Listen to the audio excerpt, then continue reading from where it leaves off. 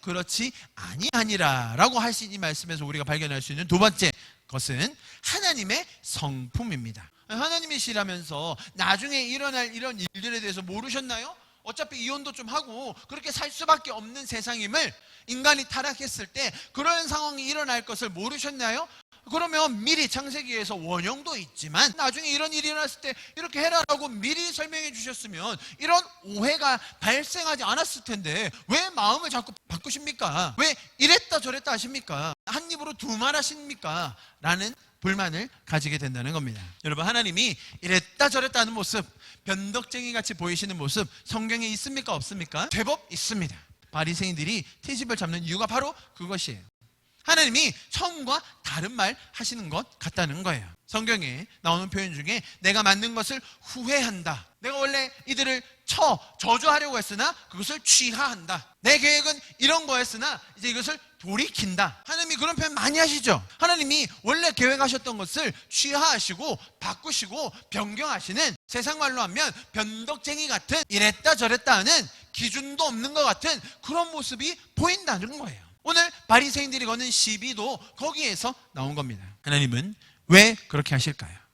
하나님은 영원하시고 한결같으시고 동일하신 하나님이시라고 우리는 찬양하고 그렇게 알고 있습니다만 성경에 나오는 이런 표현들 때문에 하나님의 성품에 대한 오해를 가지게 되는 것 같습니다. 오늘 예수님께서 말씀하신 그대로 본래는 그게 아닌데 왜 이런 식으로 말씀하셨을까요? 여러분, 하나님은요 잘 바꾸세요. 아니, 하나님은요 아무리 큰 계획이라 할지라도 바꾸실 용의가 있으세요. 누구를 위해서요?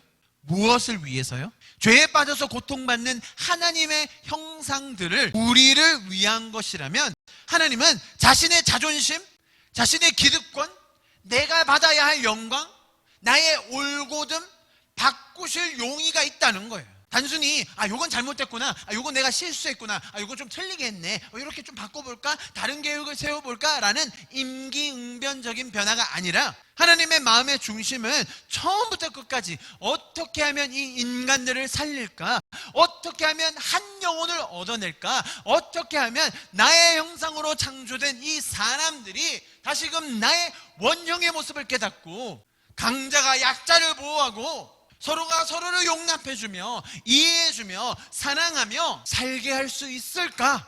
그것이 하나님의 마음의 중심이라는 겁니다. 그래서 하나님은 바꾸신다는 거예요. 나는 처음부터 끝까지 나의 영광만을 위해서, 나의 존귀함만을 위해서, 나만 찬양받기 위해서 이렇게 정했으면 끝까지 가는 거야. 한번 이렇게 말했으면 끝까지 해야 되는 거야. 그렇게 고집부리시는 분이 아니라 오히려 우리를 위해서, 우리의 잘됨과 우리의 구원과 우리가 은혜를 경험하게 하기 위해서라면 하나님은 어떤 큰 계획이라도 바꾸실 용의가 있다는 거예요. 신명기 24장의 말씀이 기득권을 강화하기 위한 것이 아니라 약자를 보호하기 위함이었다니까요.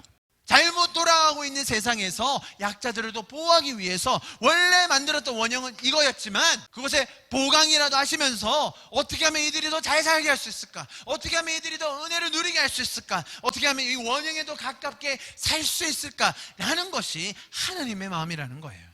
우리는 이런 말씀을 통해서 자기 자신의 자존심이나 자기 자신의 영광 따위는 뒷전으로 두신 채 우리를 살리시고 우리를 구원하기 원하시는 그 하나님의 마음을 더 배우게 됩니다.